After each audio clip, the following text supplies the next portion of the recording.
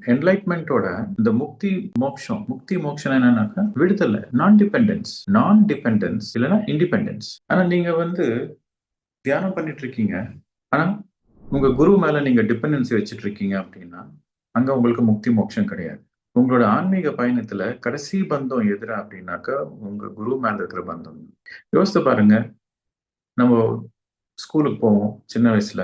பல சப்ஜெக்ட்ஸ் படிக்கிறோம். Chemistry, physics, maths, தமிழ்ன்ட்டு பல சப்ஜெக்ட் படிக்கிறோம். நம்மளுக்கு அந்த பாடம் கத்துக் கொடுத்த டீச்சரோட எல்லா போட்டோவும் எடுத்து நம்ம வீட்ல மாட்டி வச்சுப்போமா? அவங்க கிட்ட இருந்து நம்ம அத கத்துக்கிட்டோம். அந்த மனசுல அந்த மரியாதைன்றது எப்பவுமே இருக்கும். அந்த கிராட்டிட்யூட்ன்றது எப்பவுமே இருக்கும்.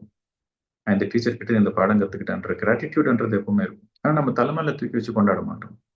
போட்டோ வச்சுக்க மாட்டோம். அதே மாதிரி தியானம் சொல்லிக் குடுக்குற குரு கூட ஒரு கெமிஸ்ட்ரி டீச்சர் மாரி, ஒரு பிசிக்ஸ் டீச்சர் மாரி தியானம் சொல்லிக் குடுக்குற ஒரு டீச்சர் அவ்வளவுதான்.